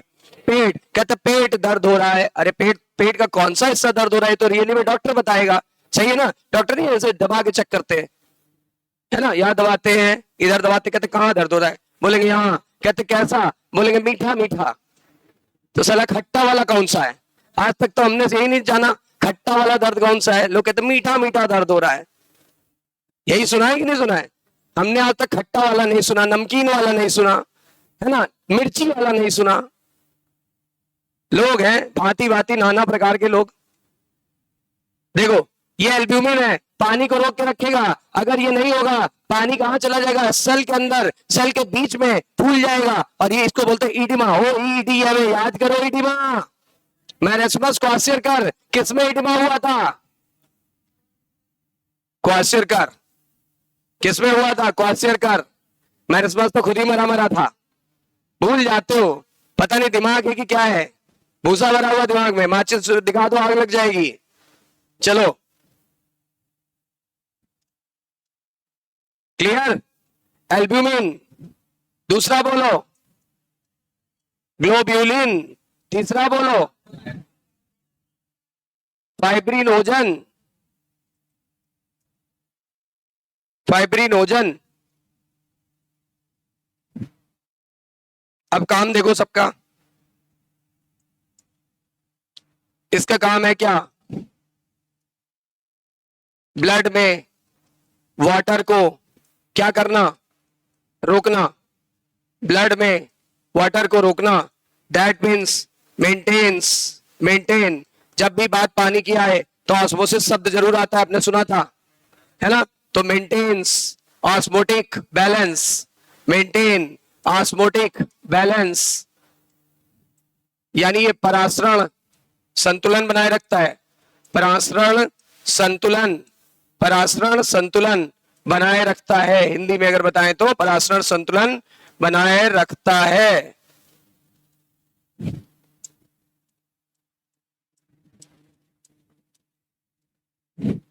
ग्लोबुलिन क्या करता है? ग्लोबुलिन क्या करता है? हाँ, अगर इसकी कमी हो गई तो शरीर फूल जाएगा, वो याद रहेगा। हमारे सिलेबस में है नहीं, लेकिन मैंने आपको बता दिया। ग्लोबुलिन, इसे गामा ग्लोबुलिन भी कहते हैं। क्या पूरा नाम है? गामा ग्लोब्यूलिन भी कहते हैं, also known as gamma globulin. और इसे एंटी बॉडी भी कहते हैं। क्या कहते हैं? गामा ग्लोबुलिन या एंटीबॉडी, एक साथ लिख दो। इसे गामा ग्लोबुलिन या एंटीबॉडी भी कहते हैं। सुना है एंटीबॉडी कभी? एंटीबॉडी भी कहते हैं, गामा ग्लोबुलिन या एंटीबॉडी भी कहते हैं। इसे गामा ग्लोबुलिन या एंटीबॉडी भी कहते हैं। और इसका स्ट्रक्चर ऐसा होता है, अगर आपने देखा हो ध्यान से कभी, ऐसा। इसमें 2 चेन होती, 4 चेन होती है, 4 चेन होती है। देखो, 2 हैवी होती है, H2 बोलते हैं, 2 लाइट होती है, L2 बोलते हैं। बताओ ये कैसी है, H2 की L2? ये H1, ये H2, तो दो चेन है, ठीक है। तो इसलिए ये हैवी हो गई, और ये L1 L2, यानी 2 चेन होती है। H2 का मतलब 2 हैवी चेन, L2 का मतलब 2 लाइट चेन। दिख रहा है कि नहीं दिख रहा है? वाई के आकार का होता है, ठीक है, वाई के आकार का होता है। इसका काम क्या है? इसका काम है ये हमारे शरीर में पैथोजेंस को किल करेगा, पैथोजेंस को किल करता है। दैट मीन्स एनसीईआरटी ने लिखा है हेल्प्स इन डिफेंस समझते हो ना? बचाएगा शरीर को दुश्मनों से बचाएगा। शरीर को दुश्मनों से बचाएगा। फाइब्रिनोजन, किसी नाम के पहले प्रो लगाओ या किसी नाम के आगे जन लगाओ, समझो वो इनएक्टिव होता है। कैसा होता है? इनएक्टिव। तो बताओ ये इनएक्टिव प्रोटीन है कि एक्टिव? इनएक्टिव है कि एक्टिव? इनएक्टिव प्रोटीन है। ब्लड को जमाने का मतलब होता है कोगुलेट में हेल्प करती है, ब्लड कोगुलेशन में हेल्प करती है। ठीक है ना? किसमें मदद करेगी? ब्लड कोगुलेशन में मदद करेगी, ब्लड कोगुलेशन में मदद करेगी। ठीक है ना? अच्छा, नोट करके, हमारे ब्लड प्लाज्मा में कई सारे क्लॉटिंग फैक्टर आते हैं, कई सारे क्लॉटिंग फैक्टर्स प्रेजेंट होते हैं। मतलब ब्लड को जमाने के लिए बहुत सारे फैक्टर की जरूरत होती है। 13 फैक्टर लगते हैं। कितने फैक्टर? 13। टोटल 13 फैक्टर लगते हैं, लेकिन हमें नाम नहीं याद रखना। पहले सीपीएमटी वगैरह में आता था, अब नहीं आता। अब हमें एनसीईआरटी के बाहर तो जाना ही नहीं। पूरी लाइनें सब एनसीईआरटी की है, ए टू जेड सब एनसीईआरटी का है। कोई इस चैप्टर में नहीं है तो 12th के एनसीईआरटी में है। मतलब मैं आपको पूरा एक साथ दे रहा हूं। क्लियर है ना बात? तो नोट करके क्या लिखा हम लोगों ने? ब्लड प्लाज्मा में कई सारे क्लॉटिंग प्रोटीन्स प्रेजेंट होते हैं। ब्लड प्लाज्मा में क्या होते हैं? कई सारे क्लॉटिंग प्रोटीन्स प्रेजेंट होते हैं। ठीक है ना? जो ब्लड को क्या करने में काम आते हैं? जो ब्लड कोगुलेशन में मदद करते हैं। ब्लड कोगुलेशन में मदद करते हैं। कोगुलेशन मतलब जमाना। जो ब्लड कोगुलेशन में हेल्प करते हैं, जो ब्लड कोगुलेशन में हेल्प करते हैं। ठीक है ना? अच्छा, अगर हम ब्लड प्लाज्मा से इन क्लॉटिंग फैक्टर को निकाल दें, plasma minus clotting factor, plasma minus clotting factor, clotting factors को निकाल दें तो जो बचेगा उसे क्या कहते हैं? उसे बोलते हैं सीरम। सीरम कहते हैं, सीरम। क्या सीरम में जमने की प्रॉपर्टी है? क्या सीरम जमेगा? नहीं, सीरम कभी नहीं जमता। सीरम इज क्लॉटेबल कि नॉन क्लॉटेबल? सीरम इज क्लॉटेबल कि नॉन क्लॉटेबल? समझ आ गई बात? तो ये प्लाज्मा देखो मैंने पूरा करा दिया, एक बार जरा नोट कर लो।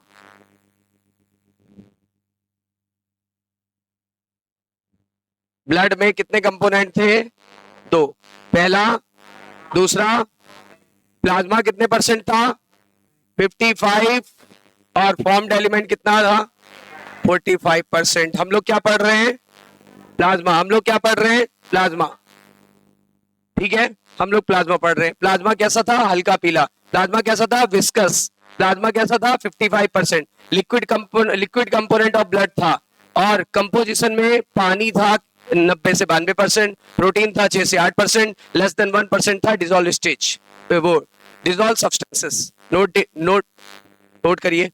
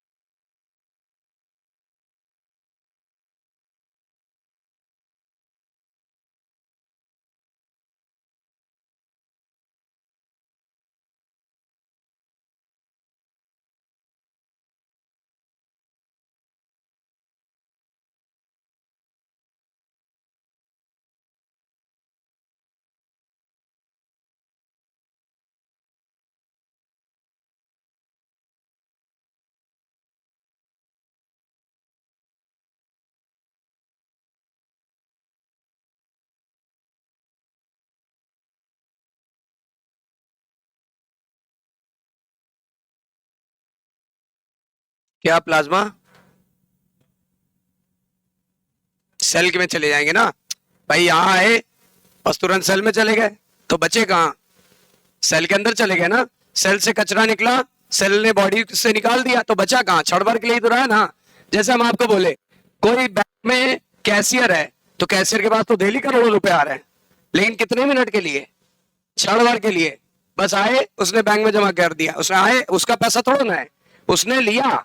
आपने 2 करोड़ जमा किए पूरे दिन में, मान लो 10 करोड़ का कलेक्शन हुआ, तो 10 के 10 करोड़ उसके पास आए, पर 10 के 10 करोड़ उसके थोड़े ना है, वो तो उसको तुरंत बैंक को सब डिपॉजिट कर देना है।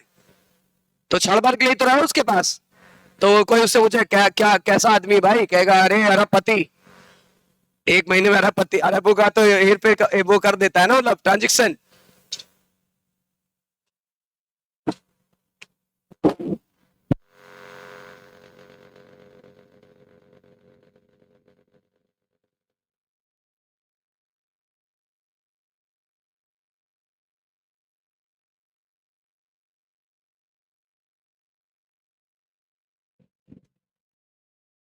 प्रोटीन कितने प्रकार की होती है? 3।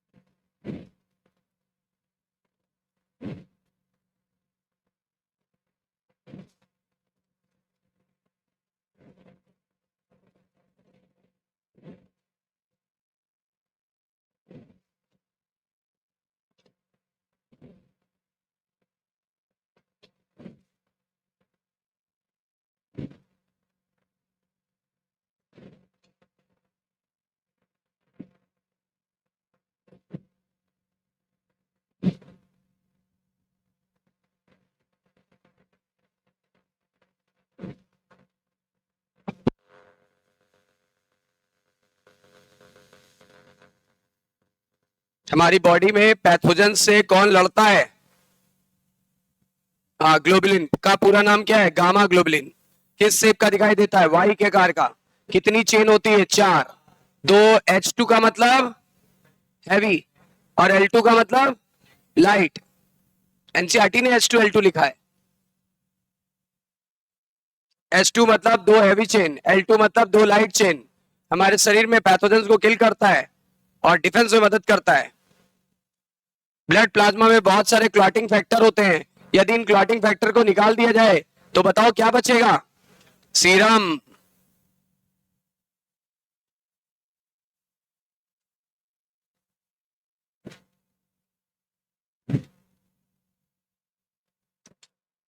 और एक बात याद रखना, ये जितने भी क्लॉटिंग फैक्टर होते हैं जनरली इनएक्टिव होते हैं। जनरली कैसे होते हैं? आप चाहो तो ब्रैकेट में भी लिख सकते हो, जनरली इनएक्टिव। लेकिन जब ब्लड जमाना होगा तब कैसे हो जाएंगे? एक्टिव। जब ब्लड जमाना होता है तो ये एक्टिव हो जाते हैं।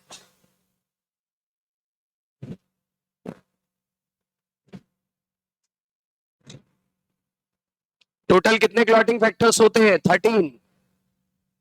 लेकिन इनके हमें नाम नहीं जानने।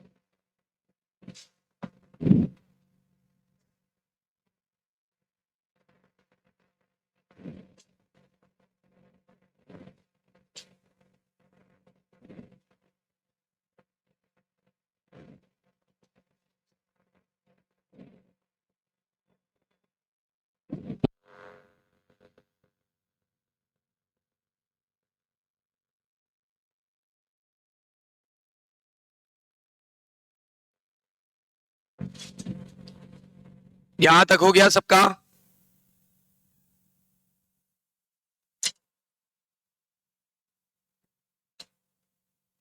यहां तक लर्न हो गया आपको?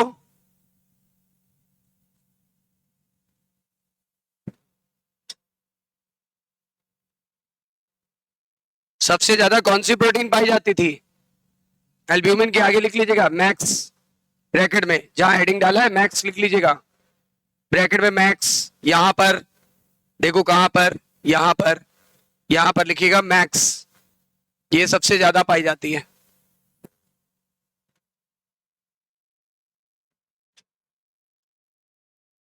बताइए, प्लाज्मा में बहुत सारे क्लॉटिंग फैक्टर यानी ब्लड को जमाने वाले कारक पाए जाते हैं। ये इनएक्टिव अवस्था में होते हैं कि एक्टिव अवस्था में होते हैं? इनएक्टिव अवस्था में होते हैं। प्लाज्मा से इन फैक्टर्स को माइनस कर दिया जाए तो जो लिक्विड बचेगा उसे क्या बोलेंगे? उसे सीरम कहते हैं। Is that clear? यहां तक सबका हो गया कि नहीं हो गया? आगे बढ़े।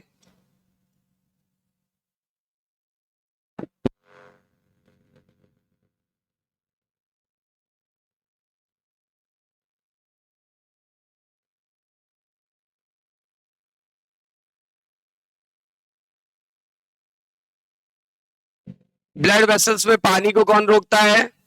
एल्ब्यूमिन। लड़ाई झगड़ा करके दुश्मनों को किल कौन करता है?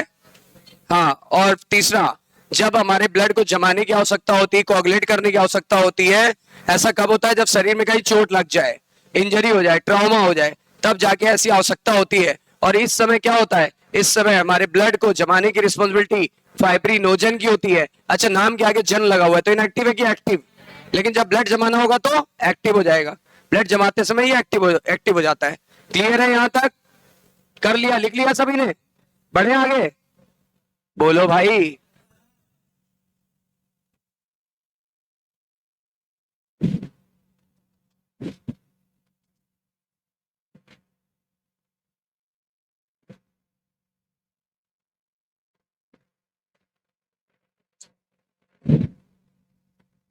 सॉरी।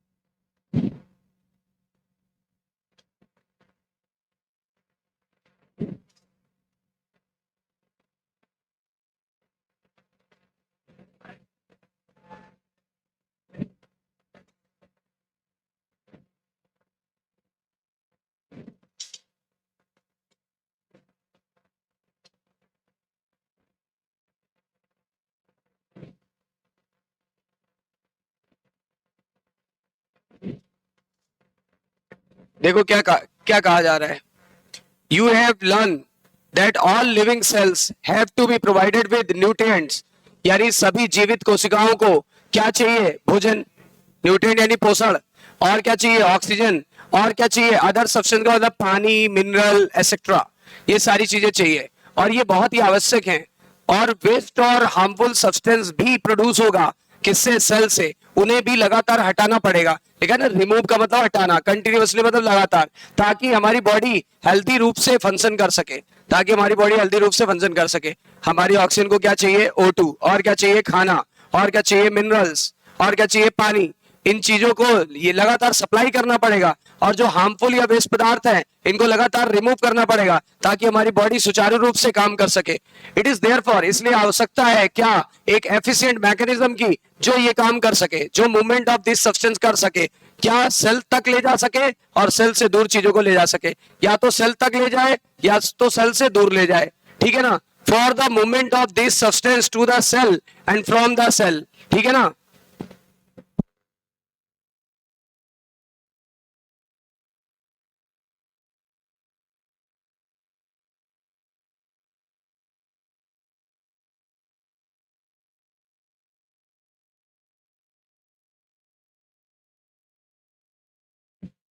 चलिए देखिए क्या लिखा हुआ है। Different group of animal have evolve different method for this transport, यानी डिफरेंट डिफरेंट ग्रुप में क्या हुआ? डिफरेंट डिफरेंट ग्रुप में कुछ मैकेनिज्म इवॉल्व हुआ, कुछ मैकेनिज्म इवॉल्व हो गया। ये मैकेनिज्म क्या करेगा? ट्रांसपोर्ट में मदद करेगा, ट्रांसपोर्ट में मदद करेगा। सिंपल ऑर्गेनिज्म जैसे स्पॉन्जेस में और सिलेंट्रेट्स में क्या होता है? सर्कुलेशन कैसे होगा? वाटर द्वारा, वाटर द्वारा होगा। ठीक है ना, ये चीजों को वाटर सराउंडिंग में होगा और इन चीजों को लाएगा और ले जाएगा। यानी देखो लिखा है सेल में फैसिलिटेट करेगा, यानी सेल में लाना और निकालना आसान बनाएगा, फैसिलिटेट करेगा। फिर क्या बोला गया? ज्यादा कॉम्प्लेक्स जीवों में कुछ स्पेशल फ्लूइड होता है और ये वही काम करेगा जो अब तक पानी कर रहा था, यानी कि पानी के ट्रांसपोर्ट की जगह अब कौन से नए फ्लूइड की जरूरत पड़ गई। And this fluid is known as blood. Blood is most commonly used body fluid by most of the higher organism including human being और this person। बताया था कि नहीं बताया था? एक दूसरा फ्लूइड की भी आवश्यकता होती है जैसे बोलते हैं लिम्फ, और लिम्फ भी क्या करता है? Transport of this substance. Lymph भी ट्रांसपोर्ट करता है इन चीजों का, लिम्फ भी इन चीजों का ट्रांसपोर्ट करता है। You will learn about the composition and properties of blood and lymph in this chapter, है ना। तो पहले हमने क्या पढ़ाया? Blood, blood special connective tissue है, टिश्यू है जिसका मैट्रिक्स लिक्विफाइड हो गया है, यानी फ्लूइड कनेक्टिव टिश्यू भी बोला। उसका नाम क्या है मैट्रिक्स का? और दूसरा कंपोनेंट क्या है? क्या इसमें फाइबर है? क्या इसमें फाइबर है? नहीं।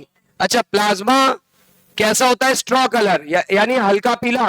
प्लाज्मा कैसा होता है? हल्का पीला, यानी स्ट्रॉ कलर। चिपचिपा पदार्थ है, पानी से गाढ़ा होता है। ठीक है ना, और क्या लगभग कितने परसेंट होता है? 55%। और पानी कितना होता है? 90 से 92%। देखो लिखा है 90 से 92% ऑफ प्लाज्मा इज वाटर। और प्रोटीन कितना होता है? 6 से 8%। प्रोटीन मेजॉरिटी में कितने प्रकार का होता है? 3। पहला एल्ब्यूमिन, दूसरा ग्लोबुलिन, तीसरा फाइब्रिनोजन। सबसे ज्यादा क्या पाया जाता है? और ये देखो लिखा है ये मेजर प्रोटीन्स है, ये सारी मेजर प्रोटीन्स है। फाइब्रिनोजेंस आर नीडेड फॉर क्लॉटिंग या कोगुलेशन। बताओ ब्लड को जमाने के लिए क्या चाहिए था? फाइब्रिनोजन, फाइब्रिनोजन जबकि globulin primary involve in defence mechanism, globulin किसमें इन्वॉल्व हुई थी? डिफेंस मैकेनिज्म में, defence mechanism of the body. And albumin किसमें इन्वॉल्व हुई थी? एल्ब्यूमिन ने ऑस्मोटिक बैलेंस यानी पानी को रोका था। याद आया? पानी को रोका था। इसकी कमी से क्या हो जाता है? इडिमा। इडिमा यानी शरीर के अंदर पानी क्या होता है? स्टोर होने लगता है। सेल के बीच में, सेल के अंदर पानी स्टोर होने लगता है, सेल बॉडी स्वलन दिखाई देगी, इसी को बोलते हैं इडिमा। ऐसा हमने एक और केस में देखा था, मैरस्मस की क्वार्सिरकर में देखा था, राइट। प्लाज्मा के अंदर थोड़ा बहुत मिनरल होता है, मिनरल के नाम आप जानते ही हो। फिर glucose, amino acid, lipid etcetera, ये सारी चीजें भी होती है। ये वो है लेस देन 1% डिजोल्व सब्सटेंस, ये है डिजोल्व सब्सटेंस, ये सारी भी होती है। और plasma are always in transient in the body, ये सारी चीजें कैसे होती हैं प्लाज्मा में? ट्रांजिएंट यानी क्षण भर के लिए होती है, क्योंकि तुरंत ही एक्सचेंज हो जाती है सेल से या टिश्यू से। और फिर बोला गया फैक्टर होते हैं बहुत सारे, फैक्टर्स फॉर कोगुलेशन या clotting of blood are also present in the plasma, यानी कि ब्लड को जमाने वाले फैक्टर होते हैं। और ब्लड को जमाने वाले फैक्टर को निकाल दिया जाए, देखो क्या लिखा है, अगर हमने निकाल दिया plasma without clotting factor is called as serum. और फिर फॉर्म्ड एलिमेंट में कितने आए थे? 3, आरबीसी या एरिथ्रोसाइट, डब्ल्यूबीसी या ल्यूकोसाइट, प्लेटलेट्स या थ्रोम्बोसाइट, तीनों को मिला के क्या बोलते हैं? Formed element. और ये लगभग कितना % भाग बनाते हैं? हाँ, तो इसके आगे का फिर हम लोग कल करेंगे। सारी बातें क्लियर हो गई? यहां तक एक एक चीज क्लियर हो गई? ठीक है, इतनी बातें हम लोगों को क्लियर हो गई। एक बार फिर भी हम आपका रिवीजन करा दे रहे हैं जल्दी से। बताओ ब्लड में कुल कितने कंपोनेंट होते हैं? पहला प्लाज्मा, दूसरा फॉर्म्ड एलिमेंट। प्लाज्मा कितना % होता है? 55। जबकि बताओ फॉर्म्ड एलिमेंट कितना होता है? फॉर्म्ड एलिमेंट कितने प्रकार का होता है? आरबीसी का दूसरा नाम एरिथ्रोसाइट, डब्ल्यूबीसी का दूसरा नाम ल्यूकोसाइट, प्लेटलेट्स का दूसरा नाम, ठीक है ना। सबसे ज्यादा क्या होता है? इसीलिए हमारे ब्लड का कलर कैसा होता है? ब्लड पानी से विस्कस होता है कि नहीं होता है? अच्छा, प्लाज्मा जो होता है लिक्विड कंपोनेंट था कि सॉलिड कंपोनेंट था? प्लाज्मा हमारे टोटल ब्लड का कितना % होता है? प्लाज्मा में पानी कितना होता है? 90 से 92%। अच्छा, प्लाज्मा जो होता है उसमें कितनी मेन तरह की प्रोटीन होती है? 3। सबसे ज्यादा कौन सी होती है? एल्ब्यूमिन। पानी को स्टोर करके कौन रखता है? एल्ब्यूमिन। डिफेंस में कौन करेगा? ग्लोबुलिन। ग्लोबुलिन का पूरा नाम गामा ग्लोबुलिन। याद आया? Gamma globulin. अच्छा, फिर आपको बताया गया था एक कुछ क्लॉट नहीं, एक फाइब्रिनोजन इनएक्टिव स्टेज में कि एक्टिव स्टेज में? अच्छा, जब एक्टिव होगा तो नाम बन जाएगा फाइब्रिन। क्या नाम बन जाएगा? फाइब्रिन। फाइब्रिन चोट के ऊपर फाइबर बना देता है, चोट के ऊपर फाइबर बन जाने से पपड़ी जम जाती है, ब्लड क्लॉट जम जाता है, और इससे हमारा ब्लड बहेगा नहीं, रुक जाएगा। अगर ब्लड बह जाएगा तो हम मर जाएंगे, क्योंकि blood is the river of life. River of life जीवन की नदी है। जब कभी एक्सीडेंट हो जाता है तो ज्यादातर एक्सीडेंट्स में क्या होता है? व्यक्ति की डेथ इसलिए नहीं होती है कि उसका हड्डी टूट गई, उसका कुछ टूट गया, ज्यादातर होता है एक्सेसिव ब्लड निकल जाने से, देखा होगा। और अगर उससे उस समय ब्लड मिल गया होता तो तुरंत क्या हो जाती? तो तुरंत उसकी जान बच सकती थी। इसलिए देखा होगा जब एम्बुलेंस आती है तो सबसे पहले क्या चढ़ाती है? ब्लड। फिर लेके जाती है, इधर से बह रहा है इधर से चढ़ा रहे, इधर से बह रहा है इधर से चढ़ा रहे। और इमरजेंसी में कौन सा ब्लड चढ़ाया जा सकता है? जो सबको दिया जा सकता है। जो ब्लड सबको दिया जा सकता है वो कौन सा है? O negative. O negative is universal donor. हम सबको किसका ब्लड दिया जा सकता है? O negative. ओ नेगेटिव इसी चैप्टर में पढ़ेंगे आगे, ठीक है ना। तो इतनी बातें क्लियर हो गई? हाँ, तो क्या समझे? नेक्स्ट के पीछे भागो, नेक्स्ट के पीछे भागो, अपना गोल सेट करो और बेस्ट के पीछे भागो। चलो।